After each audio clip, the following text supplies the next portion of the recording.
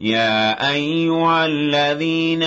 آمنوا إذا نودي للصلاة من يوم الجمعة فاسعوا إلى ذكر الله وذروا البيع ذلكم خير لكم إن كنتم تعلمون. أعوذ بالله من الشيطان الرجيم. بسم الله الرحمن الرحيم. وصل اللهم وسلم وزد وبارك ومجد وكرم على الرسول سيد السند العظيم ذي القلب الرحيم البشير النظير السراج المنير سيدنا محمد وآله الطاهرين وصحبه عدد نعم الله وإفضاله وبعد. السلام عليكم ورحمة الله تعالى وبركاته. أم بعد تفسير في الله جبا أم وفق ولي من دعاك نمدلا قادل الله سبحانه وتعالى في علىك هنا ناك كشنا كبركة على كوجدنا وكلنا بلا جلنكا بيجمع بيدوماي أم دل على في جمع هره أكرما أبونيا أكرتا ya rabbi ala ko di amma anga selikele on sarakati bole on anga ruko anga tenturu anga nyumayaw ala ku bebla anga nyumaya mizanuna ku baraju menka ankono ala ke yafa anjurumun ko amba fo ka wari mando aka nyama dalla anga bi juma kutuba kena kono amba la doni aka fo ame amdallahi misri folola mi imamu bi samba flantan shekina we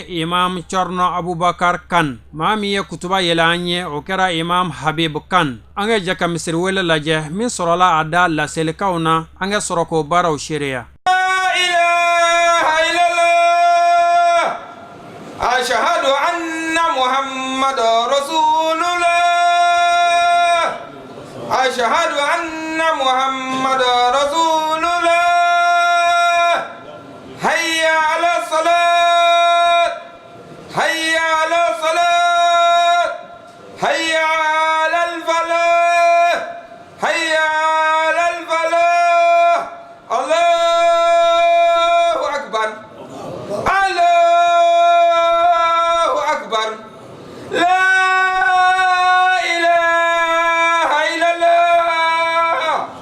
Allah subhanahu wa ta'ala tanu amba Allah subhanahu wa ta'ala tanu amba wali nyumondo ala mi ye jamana ka hakeke jamana deunka ka manton ka hakeke manton den kelen bela jelenka aya ke bela jelenka wajibi ye ika jamana ka hake kolosi ika jamana ka hake tanga ika jama ka hake kolosi ika jama ka hake tanga aya ke wajibi bela jilenka baki jasiri ka barake bela jilen jama ka lafiya kama ameseriya ka foko mbashiti info Allah subhanahu wa ta'ala kelen jonyo fo itala ali Allah subhanahu wa ta'ala ayanya marwani chien foy aye dana yake an kan wajibi ayam fatangi kam bali kabo galontika ma andi janfa ameseri aka fan kunti Muhammad sallallahu alaihi wasallam ale mi ala kanu nyogoy ala ka masugandile nu ale mi tamasere nyumai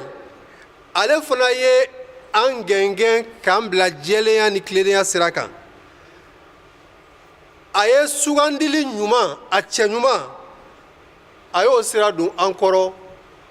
ka kla kan an ladi ka ambali yere yala maki kelen ka intere fle ka jamata toy ala kira sallallahu alaihi wasallam ayam bali ola muna kololoni masiba mimbe ola ala kira yam bali ola ala ka sori ni nema jida ka anaka sahaba nyumon anaka sodunge sanumon ani mawo matuguro lula ni nyumai foka se an ma fo wati min kadi Allah subhanahu wa ta'ala balmaw be awladi ani nyere kun anga sira Allah subhanahu wa ta'ala nye anga sira Allah subhanahu wa ta'ala nye anga kolosi anga fen kolosi fami mansurunya Allah subhanahu wa ta'ala la anga fen tanga fami mansurunya Allah subhanahu wa ta'ala la fami mato na me ala ka jiyan soro fami mato na me Allah subhanahu wa ta'ala ka yafa soro anga don kafo ame jamana min kono jamana ka hake ban kilin bela jelen kana ame manto min kono no islamia ka umma ka hake ban kilin bela jelen kana an kan o hake nun kolosi an kan jija min kalfaranda o hake kono dana min daranka an ga barake noy wasa jamana ka hakɛ min man kan an k'o di an karamɔgɔw bɔra k'a fɔ a ka wajulu kɔnɔ ala ka n'a sara hɛrɛ la an ka jamana bɛ danga min kan n'o ye kalata danga ye jamanaden bɛɛ lajɛlen kan ka dɔn k'a fɔ jamanadenya o bɛ fɛn dɔ de k'i kan wajibi ye an faso n'o ye Mali ye foyi t'an bolo mun ka bon n'a ye foyi t'an bolo min ka fisa n'a ye n'a minɛr'i la a lajɛ kɛ n'i bɔra malidenya la i bɛ kɛ mun ye est-ce que cogoya b'i bolo bi k'i ka jamana falen jamana wɛrɛ la diɲɛ développera kɛ hali n'a sɔrɔla k'a fɔ ko jamana sariyaw bɛ double nationalitéw daga ou bien i ka renoncer yɛrɛ i ka nationalité la i mana wali ta cogo cogo a bɛ f'i ma k'u ye d'origine dɔ de maa tɛ se k'i ka jamana ɲɔgɔn sɔrɔ i tɛ se ka falen foyi la an bɛ ka don baara min kɔnɔ n'o ye kalata baaraw ye fo jamanaden k'a dɔn k'a fɔ i ka wajibi i ka responsabilité de ye ka veiller jamana ka intérêt kan jamanaden ka jɔyɔrɔ ye jumɛn ye a bɛ fɔ min ma ko électeur maa min bɛ kala ta danaya dɔ de dalen don i kan jamana fɛ maa dɔw de y'u kan bɔ k'a fɔ k'u bɛ fɛ ka baara kɛ jamana ye jamana ka taa ɲɛ jamanadenw ka lafiya ɔ jamana de ye danaya da e kan ka e hakilina ɲininkali kɛ k'i k'a bilasira a b'i komi an kelen kelen bɛɛ jamana ka conseiller de ye fangabilenw bɛ jamana kɔnɔ sariyaw bɛ yen nka sa jamana sariya ko n bɛ jamanadenw ka hakilina ɲininkali kɛ u k'an conseiller u k'an bilasira an kelen kelen bɛɛ lajɛlen électeur kelen kelen bɛɛ lajɛlen ye conseiller de ye jamana ka conseiller karisa e hakili la o ni maa 24 in na jɔn de b'u la min ka kan ni jamana marali ye a dɔnniya bɛ jɔn na a se bɛ jɔn ye a danaya bɛ jɔn na a dusu bɛ jɔn kɔnɔ jamana y'i ɲininka o de la k'i k'i hakilina di ɔ n'i b'i hakilina di fo k'a sɔrɔ fɛn dɔ dɔnniya bɛ e la i ka o hakilina di kɔnɔna la dɔ nana seereya kɛ Seyidina Umaru fɛ yen radiyallahu anhu a ye seereya kɛ Seyidina Umaru ko a ma ko ne t'i dɔn ko a kana k'i ma baasi ye na ni maa ye maa min b'i dɔn dɔ y'i sigilen to o ko Seyidina Umaru ma ko ne b'a dɔn Seyidina Umaru y'a ɲininka k'i b'a dɔn ni mun ye ko n b'a dɔn ni tilennenya ye n b'a dɔn ni fonisereya ye Seyidina Umaru y'a ɲininka ko i sigiɲɔgɔn surun de don wa i b'a dontɔ ye i b'a bɔtɔ ye i b'a ka su dɔn i b'a ka tile dɔn cɛ ko ayi ne sigiɲɔgɔn surun tɛ Seyidina Umaru ko a ma o tuma e n'a jɛra wariko ma wa aw ye wariko baara dɔ kɛ ɲɔgɔn fɛ maaw ka danaya bɛ suma fɛn min na cɛ ko Seyidina Umaru ma ayi ne n'a ma jɛ wariko baara la Seyidina Umaru ko a ma o tuma e n'a delila ka taama ɲɔgɔn fɛ wa aw ye voyage kɛ ɲɔgɔn fɛ basa voyage kɔnɔna la de maa b'i taama ɲɔgɔn jogo dɔn a ko Seyidina Umaru ma ne n'a ma voyage kɛ ɲɔgɔn fɛ Seyidina Umaru ko a ma o tuma e t'a dɔn a ko cɛ ma maa wɛrɛ ɲini min b'i dɔn nin yɔrɔ la Seyidina Umaru ye walanda dɔ de di an ma an bɛ ka don baara minnu kɔnɔ i ka devoir ye jumɛn ye i ka wajibi ye jumɛn ye kana tugu maa kɔ ko parce que i somɔgɔ don kana tugu maa kɔ ko parce que a cɛ ka ɲi kana tugu a kɔ ko parce que a ko ka di n ye kana tugu a kɔ parce que ni ne tugura a kɔ ne bɛ nin sɔrɔ jamana ka intérêt lajɛ jama ka nafa lajɛ Seyidina Umaru ye walanda de di yan yɔrɔ la i bɛna seereya de kɛ Alakira sallallahu alaihi wa sallam a ko al-mustasharu mu'taman ko conseiller ko danaya de dar'i kan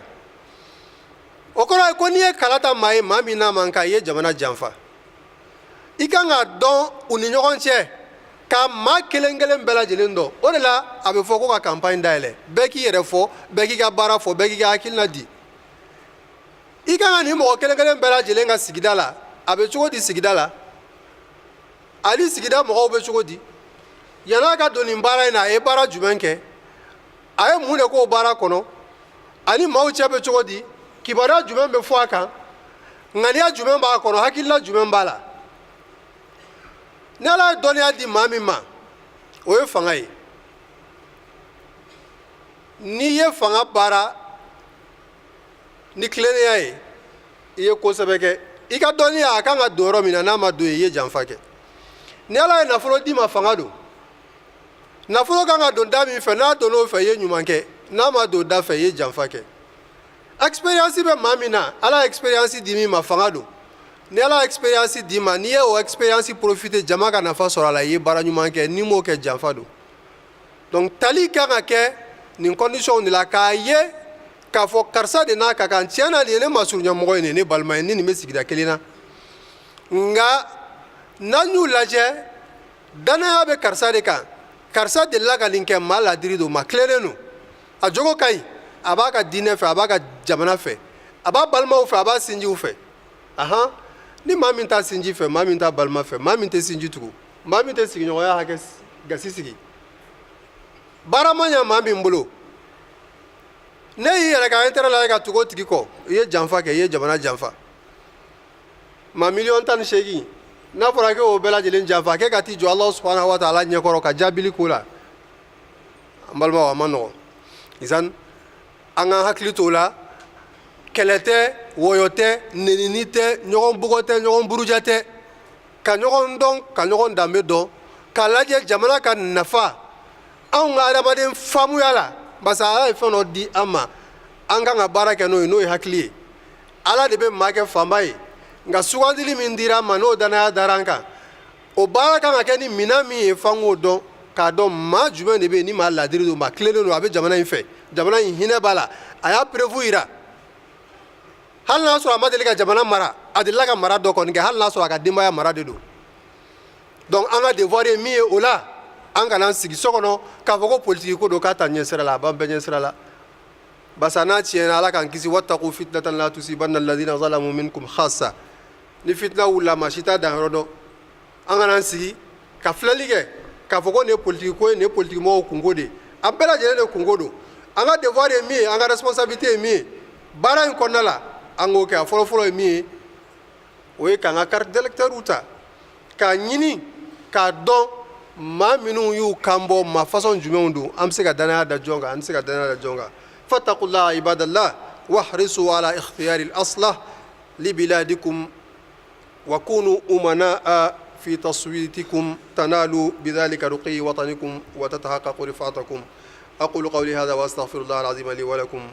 فاستغفروه يغفر لكم إنه هو الغفور الرحيم وادعوه يجيب لكم إنه هو البر الكريم الحمد لله الذي أمرنا بالمسارعة إلى الخيرات وحثنا على الإكثار من الطاعات والصلاة والسلام على نبينا محمد خير الخلق لأهله وأحرصهم على منفعة الناس في عمله كأن سندو نمبارينا an kan a dɔn k'a fɔ nin ye opportunité de dilen an ma an k'an ka rôle jouer an ka société kɔnɔ opportunité de dira an ma an k'an sen don jamana taabolo la jamana mara la o y'an kan wajibi de ye an man ka sigi kɛrɛfɛ k'o ko lajɛ mɔgɔ wɛrɛw bolo u ka baara kɛ n'a ye an k'an sigi kɛrɛfɛ i n'a fɔ an b'a mɛn cogo min mɔgɔ dɔw b'a fɔ ko maalankolon baara don ko maa ɲɛnɛman t'i sen don a la ni a kɛra o cogo ye k'a fɔ ko a tora maalankolonw bolo ni maa sɛbɛ bɛɛ y'i sen bɔ a la ko sɛbɛ bɛ ko jamana kɔnɔ o jamana bɛ mara ni sɛbɛya ye a tɛ mara ni sɛbɛya ye ni sigalen don min na k'a fɔ ko maalankolon don fɛɛrɛ kɛ ale sen ka bɔ a la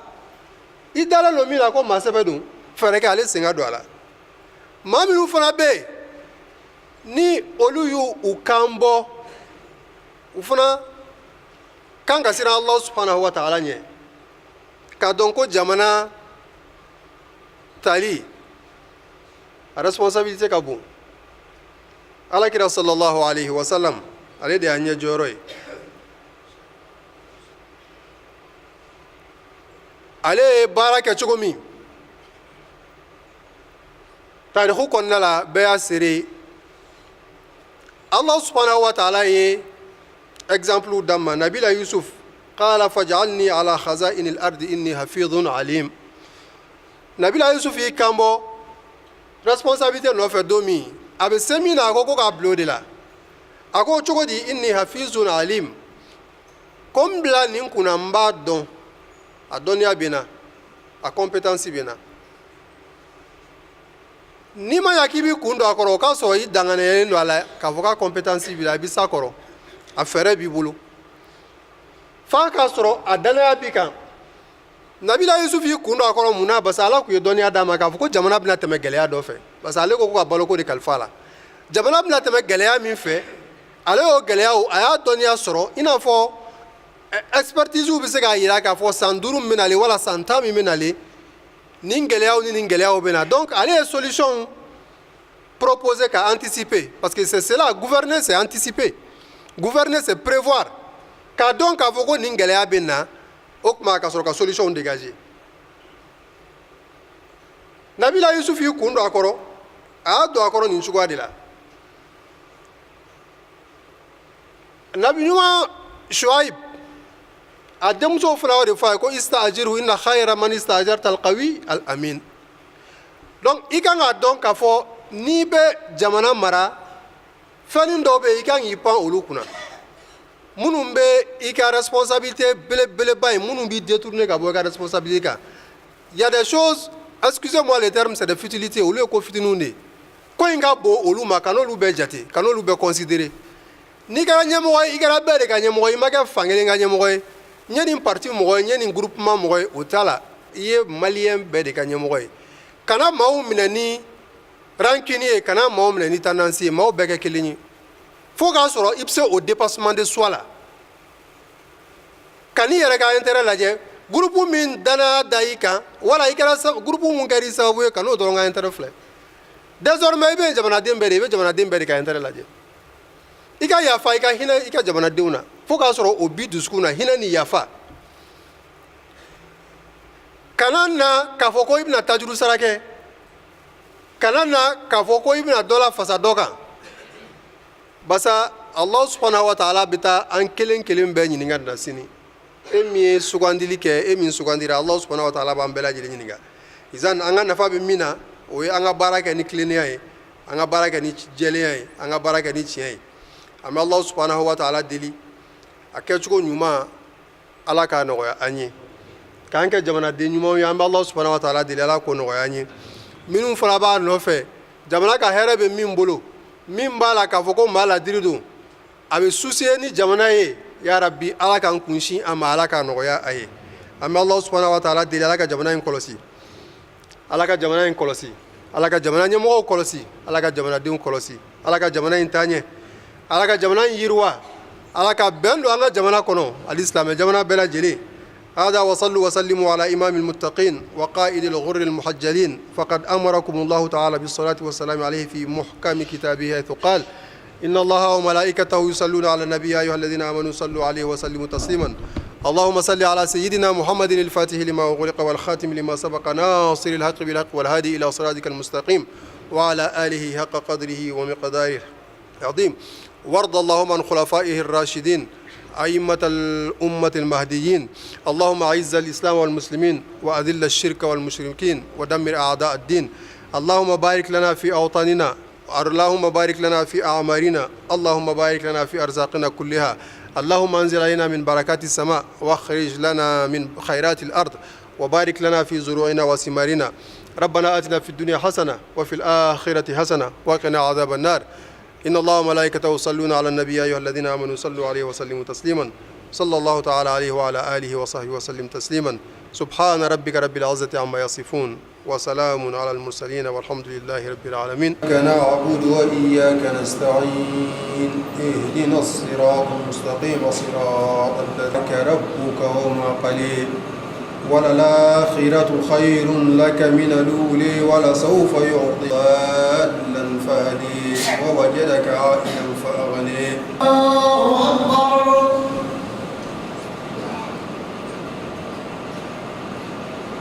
سمع الله لمن حمده ربنا ولك الحمد الله أكبر الله أكبر الله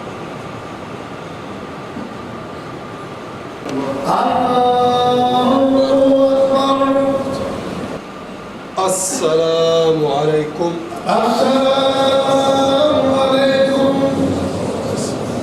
alhamdulillahi rabbil alamin an badenw seli salamu bilalen kɔfɛ nin cogo in na an gɛrɛla imamu na i n'a fɔ an ka laada do cogo min ka baro kɛ ni a ye ale min bɔra ka kutuba kalan an ye kutuba kala sigin bɛ fɛn minnu kan n'o ye kalan ani koɲɛɲiniw ye a tɛmɛna tɛmɛsira minnu fɛ a y'o bɛɛ lajɛlen walawala an k'o seereya alhamdulillah an bɛ ala tanu ka waleɲuman dɔn ka sɔli an kuntigi muhamadu kan an b'aw yɛrɛ fo aw ka cɛsiri la habibi ye Habib Kan Cɔnɔ Bɔkari Kan ala ka hinɛ la e mun tun ye misiri alimami ye waati la n ye fonctionnaire ye enseignant de formation n ye n ka kalanw kɛ misiri kelen in kɔnɔ an ka cɛkɔrɔbaw bolo duguma kalan i n'a fɔ aw b'a dɔn cogoya min na ka madarasa kalan fana kɛ madarasa kalan ma duguma kalan sa an y'a fila bɛɛ kɛ ɲɔgɔn fɛ fo ka taa se université niveau ma c'est-à-dire DER arabu min dayɛlɛla ENSUP la o promotion fɔlɔ an y'o promotion fɔlɔ mɔgɔ ye donc ENSUP bannen kɔfɛ ala y'a nɔgɔya an taara yaala dɔɔni arabu jamana dɔw kan i n'a fɔ Libi b'o la Iraki jamana b'o la an taara formation dɔw kɛ o jamanaw kan minnu bɛ tali kɛ journalistiya domaine na minnu bɛ tali kɛ éducation lakalani domaine na minnu bɛ tali kɛ politique siraw fɛ ani diinɛ yɛrɛ dɔnniya la an y'o munumunu fitinin kɛ alhamdulillah ka segin ka na jamana kɔnɔ formation waati ni waati formation no an bɛ boli ka t'u kɛ ka boli ka segin alhamdulillah ne ye juma laseli bi ni cidenya sira de ye parce que n ye nayibu de ye an kɔrɔkɛ Abubakar Kan ale de ye alimami ye an ka alimami Ibrahim Traoré ala ka hinɛ la ale fatulen kɔfɛ Abubakar Kan n'o y'an kɔrɔkɛ ye misiri mɔgɔw ni quartier mɔgɔw ye danaya da ale kan k'a kɛ alimami ye ale kelen kɔfɛ alimami ye ale tun ye nayibu de ye donc a fana y'a ka danaya da an kan ka n gɛrɛ a yɛrɛ la k'an bila a kɛrɛfɛ komi a ka nayibu donc ni waati min mana bɛn a ma a b'an ci cidenya la ka sɔrɔ a ka kɛnɛ baasi foyi t'a la a yɛrɛ bɛ seli an nɔfɛ misiri la a b'an bila ɲɛfɛ a bɛ seli an kɔfɛ donc o fana ye lakalani sira dɔ de ye parce que o fana man ca kosɛbɛ a ka ca la juma kɔni n'i ye maa ye ka juma seli dɔrɔn c'est que alimami dɛsɛlen de don nka anw ta t'o ye n'a ye ne yɛrɛ diya waati min na an b'a fɔ ko bon ne bɛ mɔgɔw seli bi n'a ye ale yɛrɛ diya waati min na ni juma yɛrɛ sera a b'a fɔ ko bon i labɛn i ka mɔgɔw seli a nana o nacogo de la alhamdulillah yɔrɔ n filɛ ka nin mun yɛrɛ fɔ déjà o b'a yira k'a fɔ ko gɛlɛya tɛ yen n'i y'a ye alimami kɛnɛman bɛ seli a ka nayibu kɔfɛ juma la k'a sɔrɔ fitiri tɛ safo tɛ salifana tɛ lansara tɛ o ma nɔgɔn kosɛbɛ bɛn de bɛ yen nɔ ɲɔgɔn faamu de bɛ yen depuis an faw depuis an ka alimami fɔlɔfɔlɔw a problème ma deli ka poser an fɛ yen ala o de y'a kɛ misiri in ye misiri kɔrɔba de ye alhamdulilayi misiri fɔlɔfɔlɔ de ye alhamdulilayi fana ka kɔrɔ ni quartier caman ye misiri in bɛ jɔ waati min a y'a sɔrɔ misiri caman tɛ Bamakɔ commission ni alimami ni misiri mɔgɔw ni ɲɔgɔn cɛ baasi fosi tɛ yen bɛn dɔrɔn de bɛ yen c'est pourquoi anw ka misiri kɔnɔ alimami min sigira misiri in jɔ ni sisan cɛ a bɛ se alimami 5 6 ma nka a si ma kɛ ni mankan ye a si ma kɛ ni kɛlɛ a si ma kɛ ni wɔyɔ ye kuma ma k'a si la barisa bɛn de bɛ yen ɲɔgɔn faamu de bɛ yen misiri bɛ marché la bɛnkan dɔw kan commission b'a ka o bɛnkan kɔnɔ alimami b'a ka bɛnkan kɔnɔ bɛɛ b'i ka bonya sɔrɔ a kɔnɔ bɛɛ b'i ka hakilina di baara bɛ kɛ n'a ye an ka cɛkɔrɔbaw bɛ yen minnu ka sɔrɔ hali n'u tɛ misiri sɔrɔ o fana kumakan kɔni bɛ se misiri la fɛn tɛ kɛ fana n'a ma sara u la parce que dɔw bɛ yen nɔ misiri mɔgɔkɔrɔbaw don quartier maakɔrɔbaw don kɔrɔ wala bana donna o ni misiri cɛ nka ni fɛn fɛn bɛ kɛ a bɛ sara u la alhamdulillah u b'u hakilina di basi fosi tɛ yen alhamdulillah i ye tiɲɛ fɔ a mago bɛ dɛmɛ la misiri mana kɛ cogo o cogo de façon générale a mago bɛ dɛmɛ la kɛrɛnkɛrɛnnenya la an ka misiri i yɛrɛ y'a kɔlɔsi baara bɛ ka k'a la dɔɔni dɔɔni baara misɛnninw don parce que mɔgɔw fanga tɛ s'a kɔrɔ kosɛbɛ yadɔ ni misiri in jɔra ni jɔcogo min ye a fɔ maa kelen ka misiri jɔlen tɛ jamana ka misiri jɔlen tɛ bon quartier silamɛw jɛra ka misiri in jɔ an ka cɛkɔrɔbaw yɛrɛ y'u cɛsiri a la kosɛbɛ olu ye rôle ba de joué a la kɔsa in na dɔrɔn de misiri fan dɔ tun ye tɔli ye o yɛlɛmana ka kɛ beton ye misiri in cours ka bon cogo min projets bɛ misiri in na ka kalanyɔrɔw jɔ ka fara kan parce que kɛnɛ dɔ bɛ misiri in kɔnɔ a ɲinina o de kama ka kɛ kalanyɔrɔ ye musow yɛrɛ bɛ sali yɔrɔ min na yɔrɔ in koronna o fana ka kan ka labɛn projets bɛ yen ka o yɔrɔw labɛn ka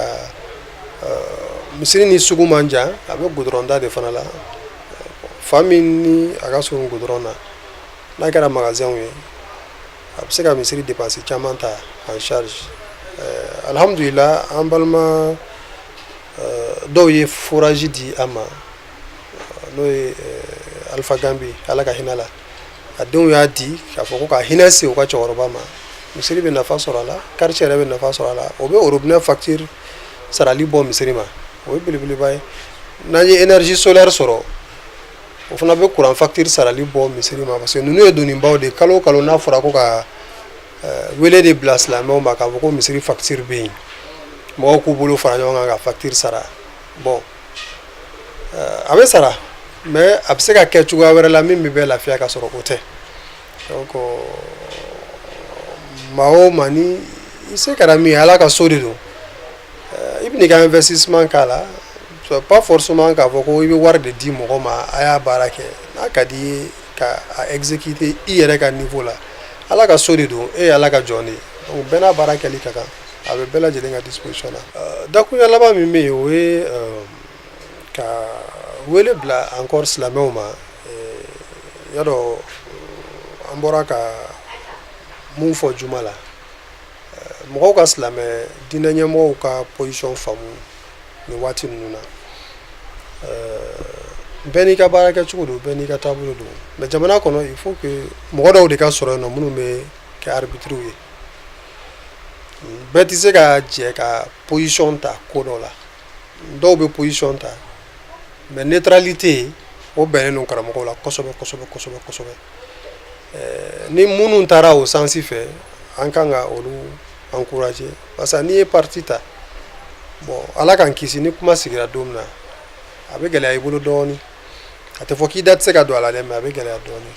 donc wele min bɛ yen ka fara o kan o ye k'a fɔ silamɛw k'u hakili to misiri la anw ka misiri in dɔrɔn tɛ o ye misiri bɛɛ lajɛlen de ye silamɛw k'u hakili to misiriw la